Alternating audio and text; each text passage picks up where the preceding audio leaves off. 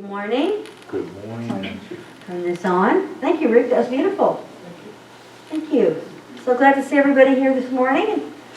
Wave to everybody out there in television land.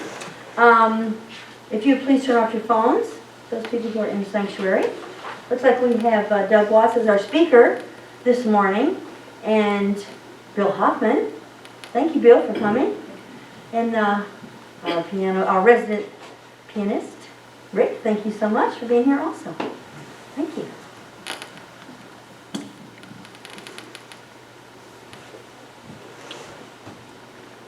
Good morning to everyone in the sanctuary. I'm so glad you're here today. Thank you for making the effort to get here.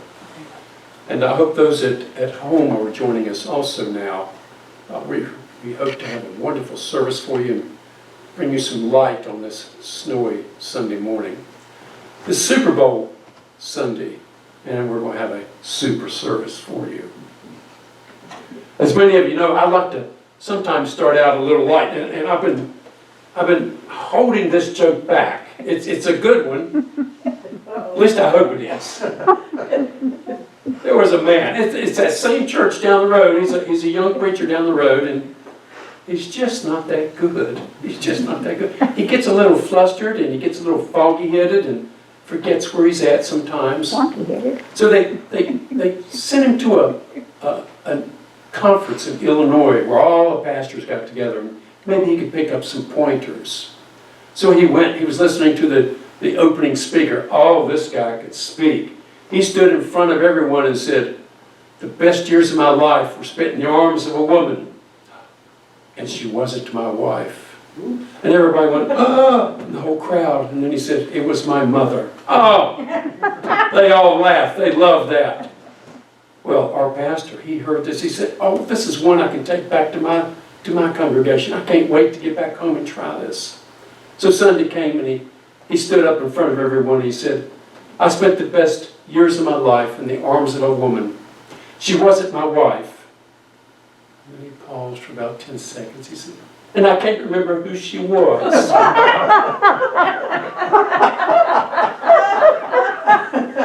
That happened down the street, okay? Now's the time for our Bible verse. And often, as you know, I don't really do a Bible verse, but I do a God moment or a God inspiration.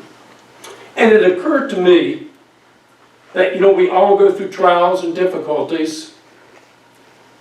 And you could say right now we are all together going through a great big worldwide trial and difficulty. And we've all learned some lessons from this. We have learned that silver lining is in that dark cloud. We've come to have a great gratitude now for teachers who teach our children.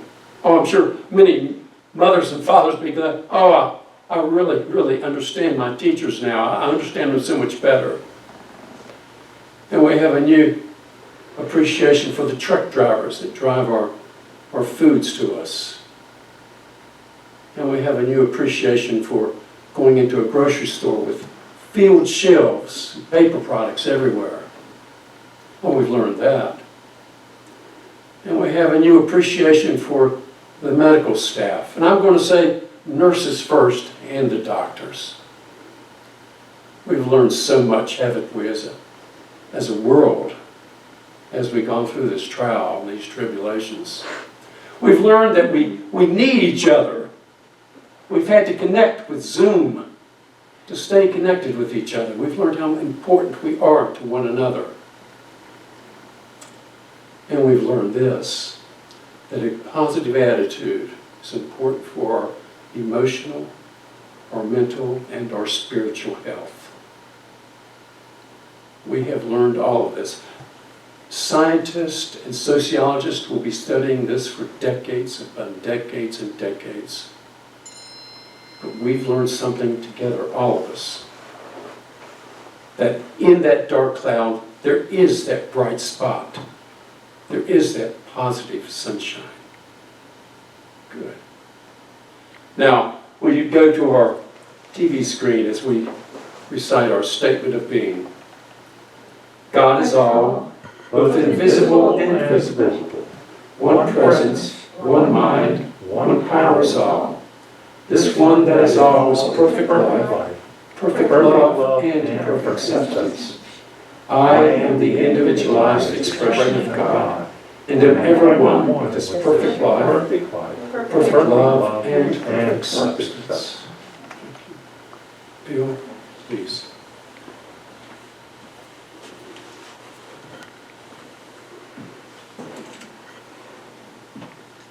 Good morning, all. Good morning, Bill.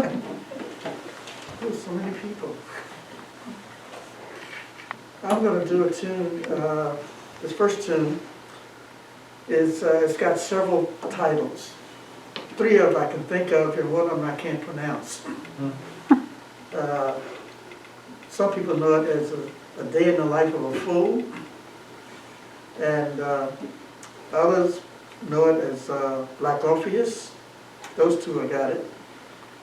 The other one is Manha de Carnival, which you can see I have some trouble with.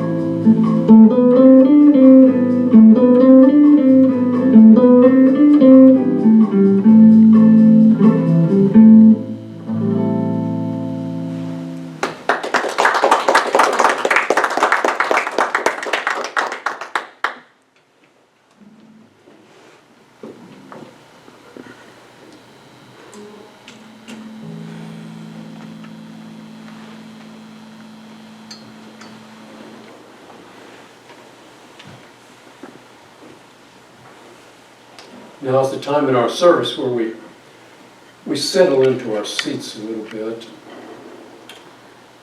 We take a deep breath. Take that deep breath. We relax the muscles in our neck and in our shoulders. Even those that are on our face. We have a tendency to carry so much in our face, don't we? In our necks.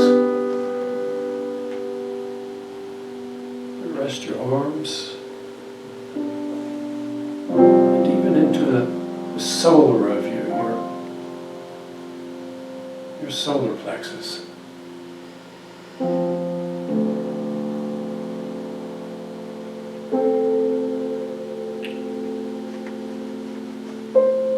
Paul said, think of these things that are just and pure and of good report. Father, I do try to follow that example, as I'm sure everyone here does, and those at home.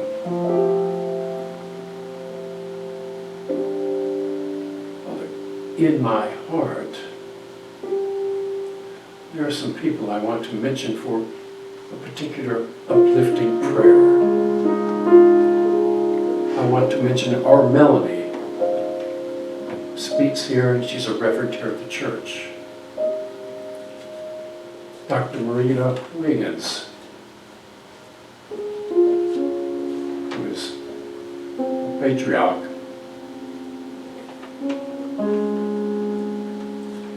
We think of Gil, who's been a member for so many years. We think of our own Jan, who does so much for all of us, leads us and directs us. Father, I'm sure there are names on your lips that you'd like to add to this. If you want to, just think of it now. Think of the name.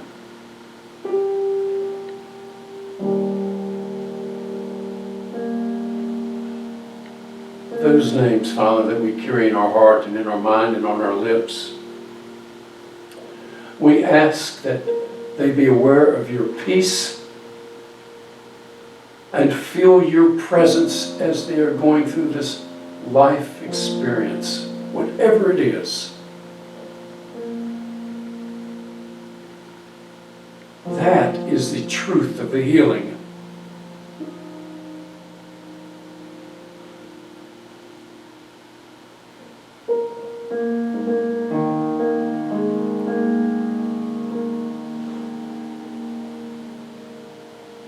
Father, I noticed that the snow fell on the person down the street that I might not think that much about.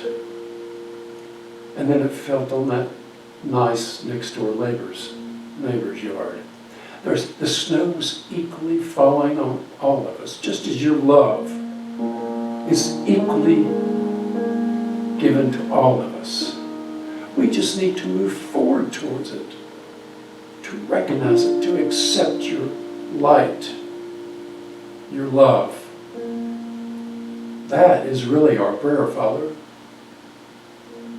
That we move closer to you and think of those things which are just and pure and in good order.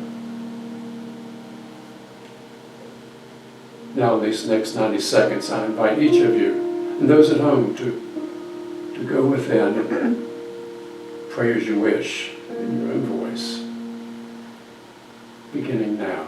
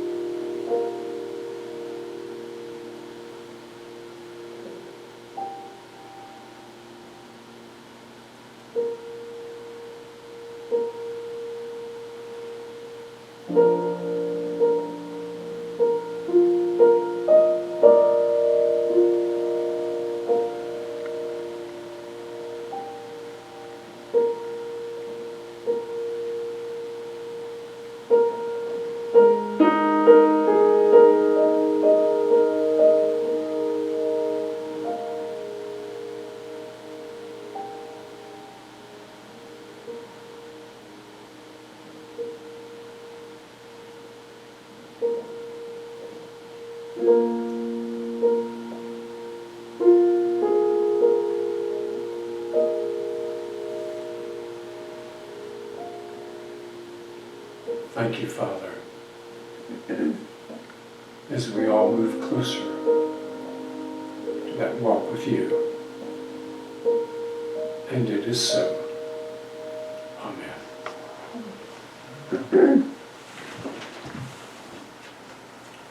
Now, if you would, in a reverent tone, please follow with me as we say our Lord's Prayer. Our Father who is everywhere, your name is sacred, your kingdom is come, your will is throughout the earth, even as it is throughout the universe. You give us our needful bread from day to day, and you forgive us our offenses, even as we forgive our offenders. And you let us not enter into materialism, but you separate us from error.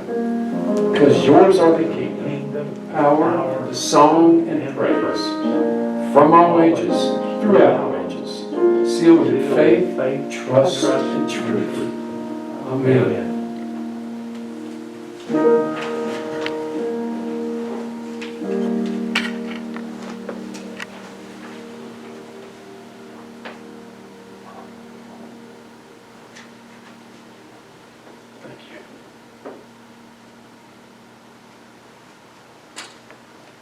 I'm going to take you back a little bit. I don't know if this happened to you, but I can certainly remember happening to me when I was a little tyke. Maybe it happened to you too, I don't know. But did you ever have that conversation where they said, son or daughter, see the writing on the wall? Do you remember that? Do you see the writing on the wall? Well, when you heard that, you knew it was said with authority and something was on the wall that you better pay attention to. Well, I'm going to take you, even back further than being like a little tyke. I'm going to take you back, let's go back about 540 BC. King Nebuchadnezzar, he had invaded Jerusalem. He had destroyed the Temple of Solomon. He had absconded with a lot of the artifacts, the sacred goblets and so forth used by the Jewish peoples. Matter of fact, he even enslaved the Jewish people and took them back to Babylon. Well, we're going to step forward now. Nebuchadnezzar's gone, but we have his grandson, Belshazzar. Belshazzar, you could almost say, if you use the word in the Bible, he was an ungodly man. He was throwing a huge party. 1,000 of his comrades and of his officers and of the people around him. It was like a New Year's Eve party and a Super Bowl party together. It was huge. And he said, go get the goblets and so forth from the Jewish temple. Let's drink out of them. I mean, he was being really sacrilegious. Let's drink out of these things these Jewish people held in high esteem. And as they were drinking and laughing and having a good time, all of a sudden it says a hand appeared. God caused a hand to appear. It wasn't God's hand because you see a king not do anything on his own. So they wrote in there, it was God's hand caused a hand to appear. And it wrote on the wall. These words were written on the wall. Mene, M-E-N-E. Tekel, T-E-K-E-L. Upharsin, U-P-A-R-S-I-A-N. Belshazzar saw this. And it says in the Bible, his knees even shook. He was so afraid. He was so upset. And the queen mother had to come over to him and almost say, act like a man. Act like a man. Quit being so frightened. And Belshazzar said, call in the wisest people here. Call them all in. I need someone to interpret this, what this means. It's written on the wall. So he called in all the dream people and the dream interpreters and whomever could help him. And they all looked at the writing of the Mene, Tekel, Upharsin, and they had no idea. And the queen mother came up to him and said, well, I'll tell you what, Daniel, he can do this. He can interpret the dream. So he sent for Daniel.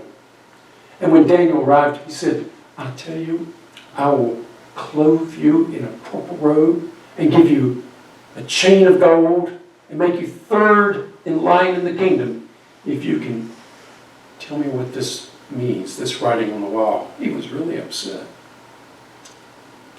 And Daniel's reply was, I don't want any of that stuff. I don't want, can you imagine we just won the lottery and we say, I don't want it. I don't need it. It's going to change my life. I don't want it.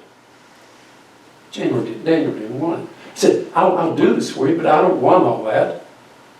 I don't want to change who I am or my life right now.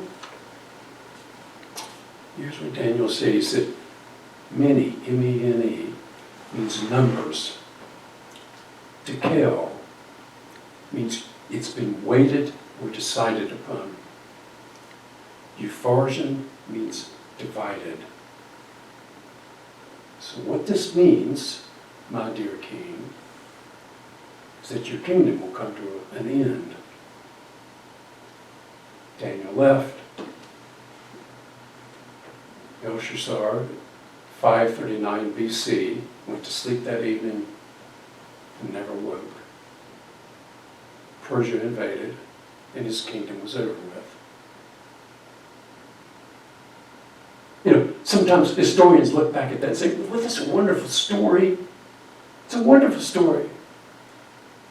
But then, you know, in 1854, they actually found a Babylonian tablet with Belshazzar's name imprinted on it, inscribed upon it, historically, biblically. Again, we come to the truth. 539 BC, he never woke again.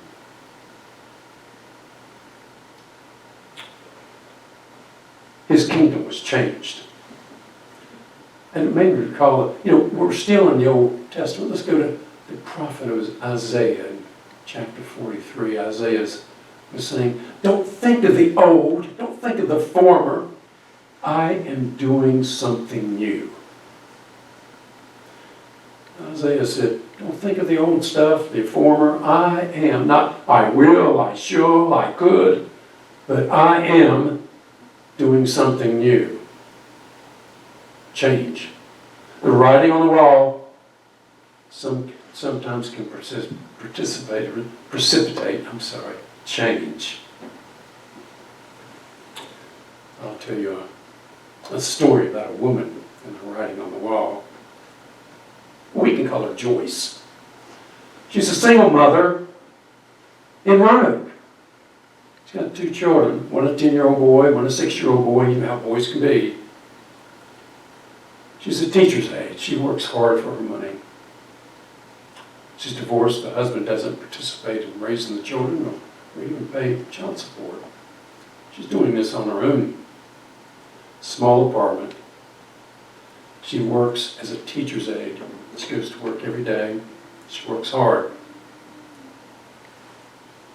It's about Thursday of the week. She's worked hard all week. She'd just been to the grocery store. She had to get groceries and it would spend a great deal of that money. She has to pay for a babysitter to take care of the kids, the 10-year-old and the 6-year-old, because well, somebody has to take care of them when they come home from school. She's not there. She's still working. And as she's lugging the groceries in up the stairway, she's on the 2nd floor. You know how that is, lugging the groceries in. How that is. She walks in the door and the 10-year-old boy says, Mommy, Joey, he marked on the wall in the living room with a crayon. She'd had enough. It's been a hard week already. She'd had enough. She put the groceries up. She'd had enough. She saw the boys in there watching TV in the TV room, and she went in there and she lit into joy. How dare you do that? You see, she had just finished, maybe a month earlier, redoing that living room and putting up brand new wallpaper.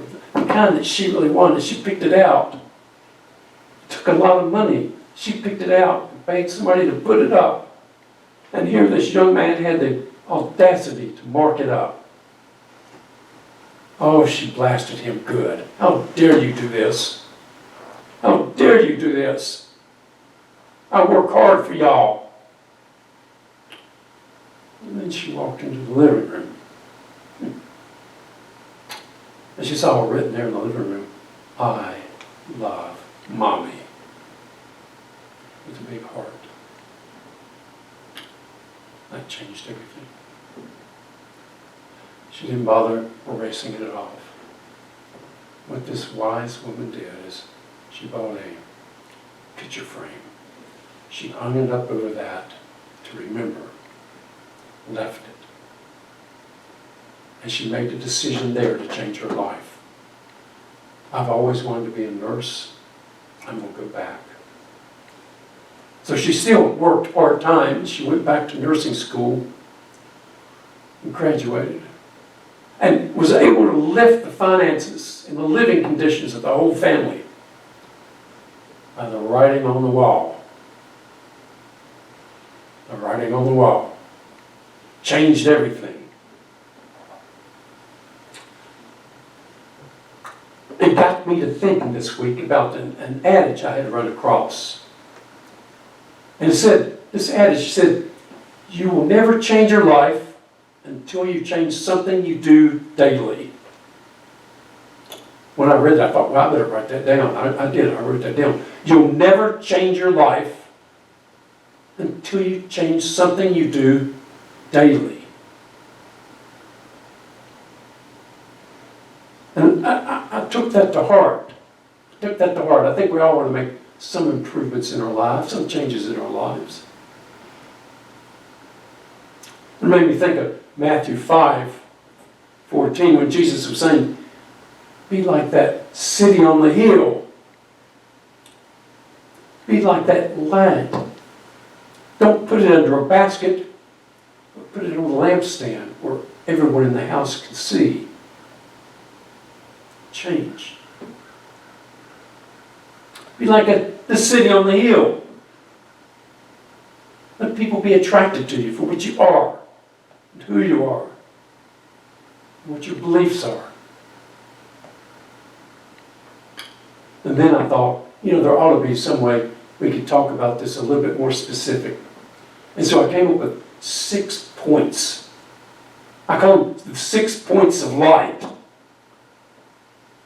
Oh, they're pretty easy to remember. The 6 points of light. Be that light on the hill.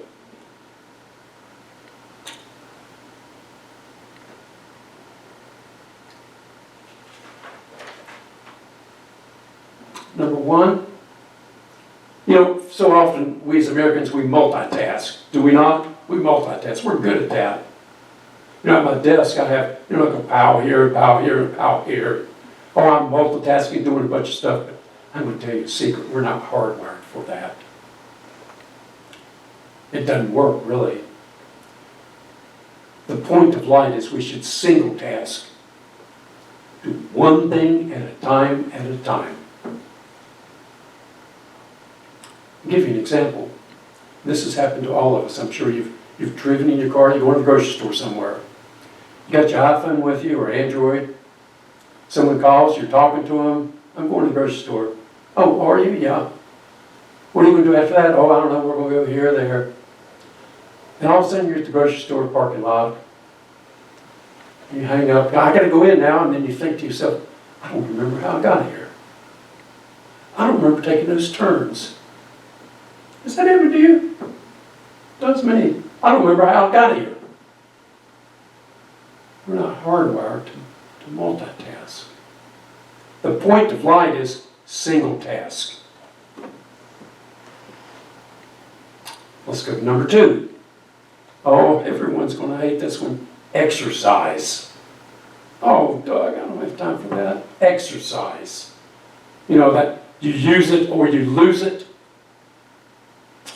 I was reading this past week where it said the optimum steps per day is 4,000. If you walk 4,000 steps a day, you can maintain good health, good blood pressure, control your diabetes, whatever, with 4,000 steps a day. It used to be 10,000.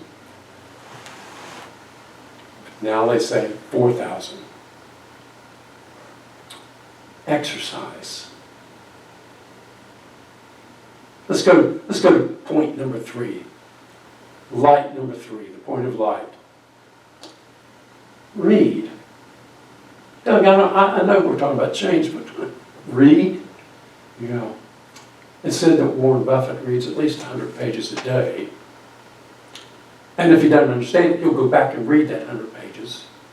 And if he doesn't understand it then, he'll go back and read that 100 pages until he can read the subject matter enough to teach it.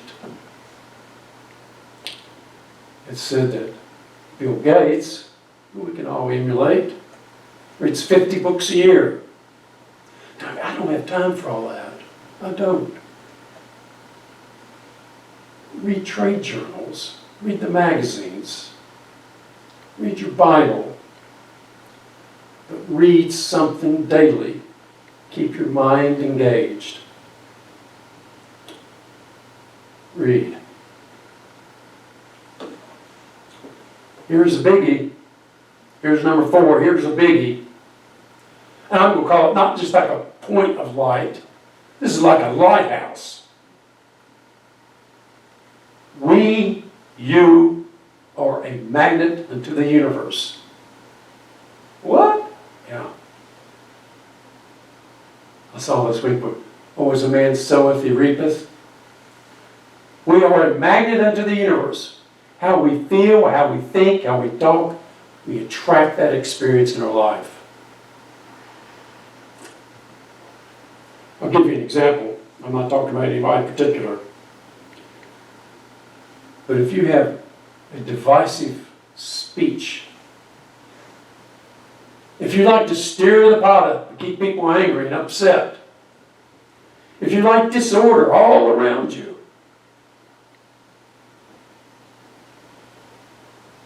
what do you think will be your life experience?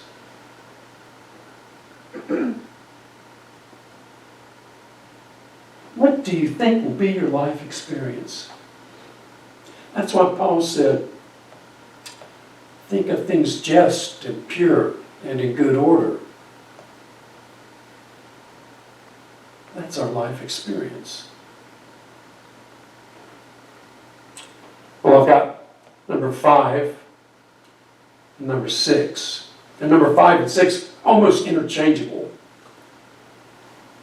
They can easily be interchangeable, but I'll talk about number 5 first. Meditate or pray daily. Oh, I don't have time. I get up in the morning, I make my coffee, and I gotta get the kids out to school. Or I get up and I gotta go. I mean, we go. I gotta get to work by 8:30. Meditate daily. Pray daily. Go within daily. What I was reading, it said, if you don't have time to meditate or pray daily for 10 minutes, you don't have a life. Makes you think, doesn't it? If you can't pray for 10 minutes, you don't have a life. Well, when we come to our final point of light,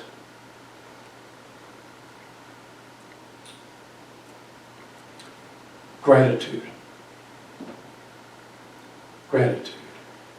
You know, I'm not a therapist. Everyone knows that. I'm not a therapist. I claim not to be at all. But I will almost bet you that if you talk to a therapist, most of them will say, you know, it wasn't that one thing he did to her or she did to him that broke the whole thing up. Gratitude. We need to learn to tell those that are close to us that we love, even our parents and children, how much they mean to us. We need to keep that in mind. We need to let people know how important they are to us. We need to even have gratitude. Sometimes I do this. Thank you for this glass of water. This cool glass of water. Or the good night's sleep. Or gas in the car. Gratitude. The marriage didn't break up because he forgot flowers on Valentine's. That's not why.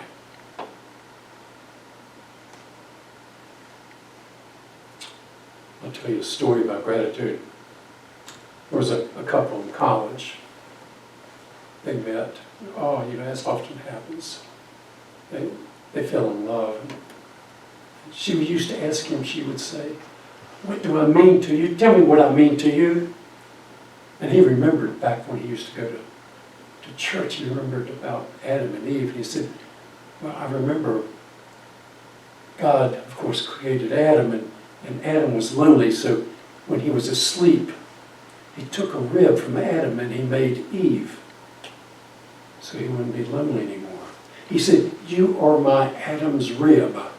That's how important you are to me." Oh, she thought that was wonderful. His Adam's rib. They graduated, he got married, life came. She had a job, he had a job.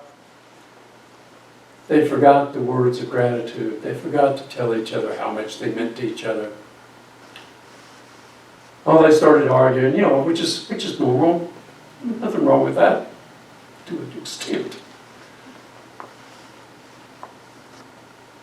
But they forgot to be grateful for each other. They forgot all about it. She was leaving the house one night. She said, "I've had enough." And she said, "What do I mean to you now?" And he said, "I wish I had never said, 'You are my Adam's rib.' You are never my Adam's rib." That was it. The marriage dissolved. She went overseas. She met another man. She got married. It's 5 years later. That marriage didn't work out. She came back to the States. And our male hero, our male person, he had never gotten married. He just didn't find anyone that alluring to him. He happened to be at the airport, and she was flying in from overseas. They met up, almost took off, right where they had stopped.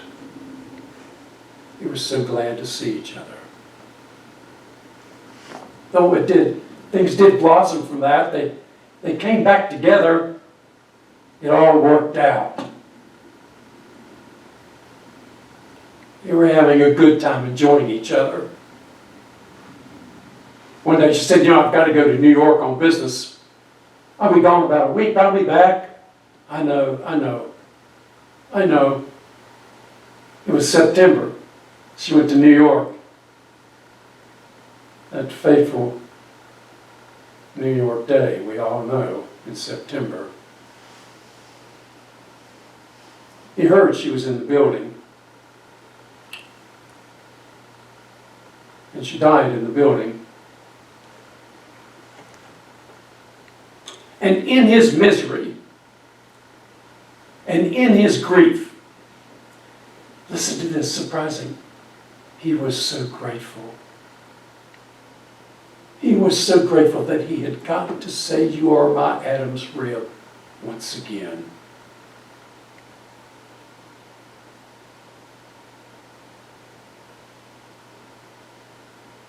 Folks, we never know, do we? We don't know. We don't know. We don't know. Oh, I know change is going to come. The writing's on the wall. We don't know. But let's be like that city on the hill to each other. Let's be like that light on the lampstand so all in the house can see. Please, let's go with him.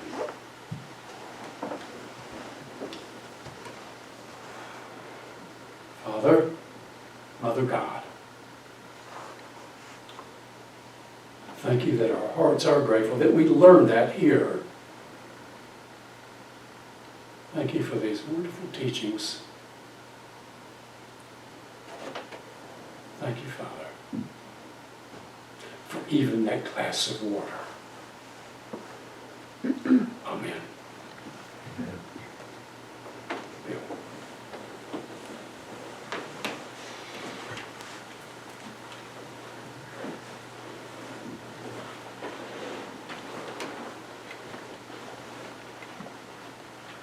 your change. I just changed what I'm gonna play. I'm gonna play a tune called There Will Never Be Another You.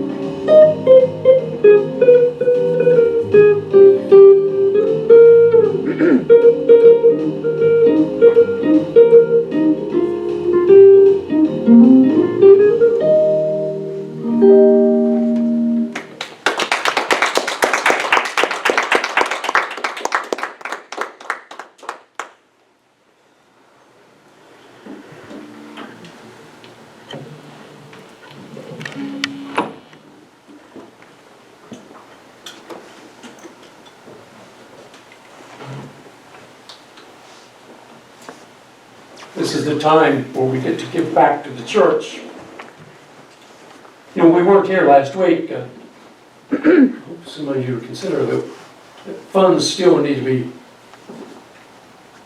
taken in, even though we're not here. So if you're at home and you want to donate, it wouldn't hurt my feelings at all. Please, if you'll follow me now and recite the blessing of the gifts.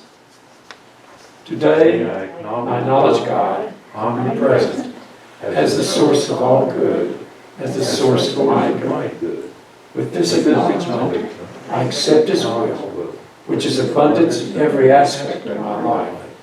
I release all thoughts of lack and limitation, and I am open and receptive to the increased flow of abundance to me right now. I joyfully accept the gifts of life and give freely of the special gift that I am. Through me, God omnipresent, blesses and multiplies this gift for all. Thank you, God.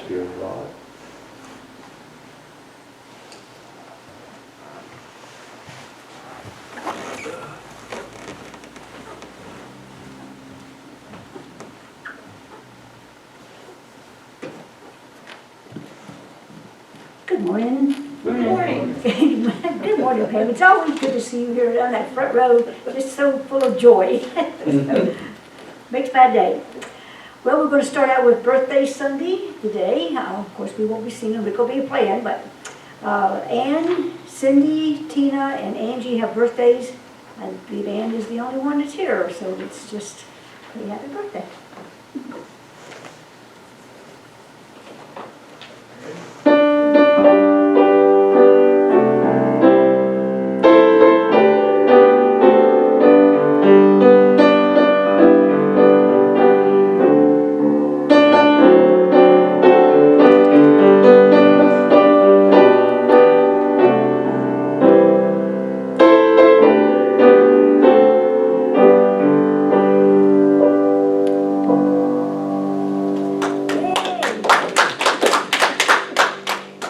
Joined us next door for birthday cheesecake and coffee. So he's coming next door for that. Did you get bigger pieces this year? Yeah, because there's not very many of us here, we get more. Except for you, Nancy. Anyhow, today's flowers are sponsored by Laurel for your birthday, Ann. So we have the flower calendar still has, and I still haven't gotten the rest of the year. Every time I come over here, I forget to do that. But we've got the flower calendar through July, so if you want to sign up for some flowers for the first part of the year, we would greatly appreciate it. I think, as far as I know, Marita will be having her IANS meeting Friday night. She has not told me otherwise, but I will make an announcement later as soon as I talk to her about that. But if it's going on, it will be at 7 o'clock Friday night. Also, our board meeting, instead of this Monday, we're moving it to the next Monday, which will be February the 15th at 4 o'clock. If that changes again, I'll let you know, but because it's Ann's birthday, we decided not to have a board meeting on her birthday. So, anyhow, we'll change it to the next week. Also, probably at the end of the month, again, we'll show a movie. I'm not sure what it's going to be, but we'll try to have one at least once a month. So we'll get back with you about that. If anybody has an idea of a movie they'd like to watch, let me know or let Ann know so we can try to find it or get it on the TV or whatever so we can watch that.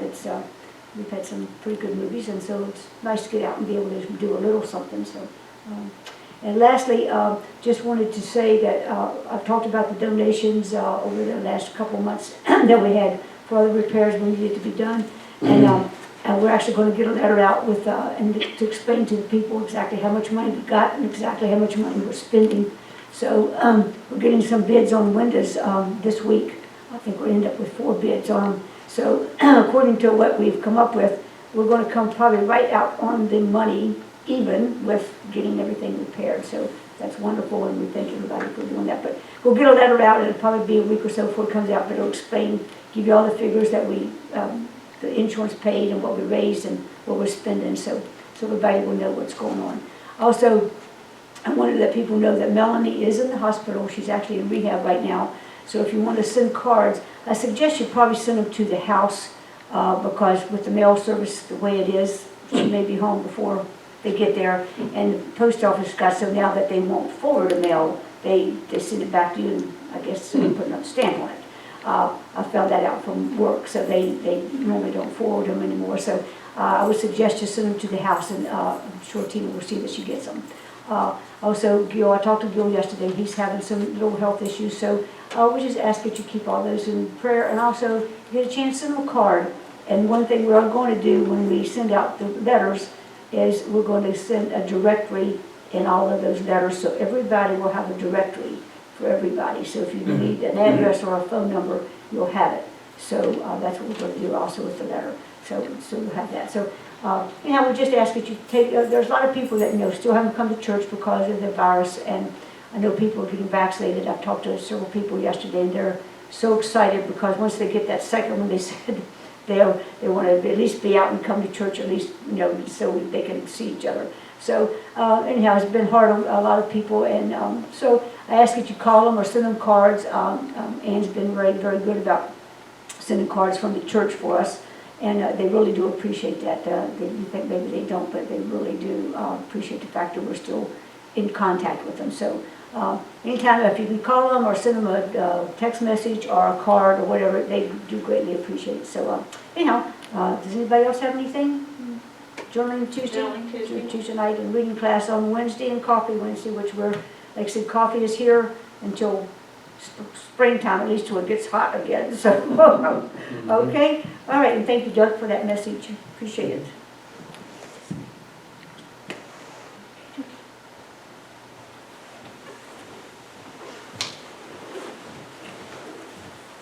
as we close today, we've been doing this, I don't know, a couple months now, and we're going to continue because we all need this, our country needs this. We close with Rick playing beautifully and setting the tone, he's setting the mood, and we pray for our country, for our soldiers, for our leaders.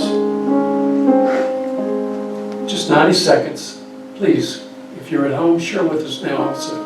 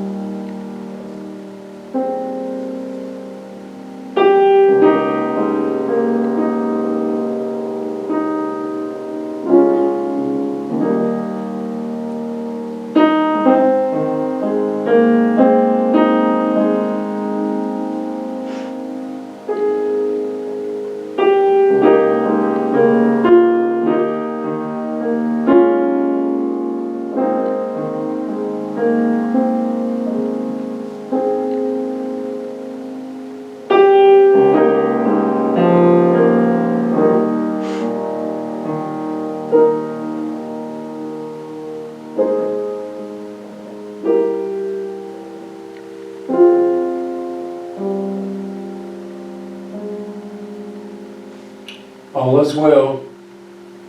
All is well. Thank you. Amen.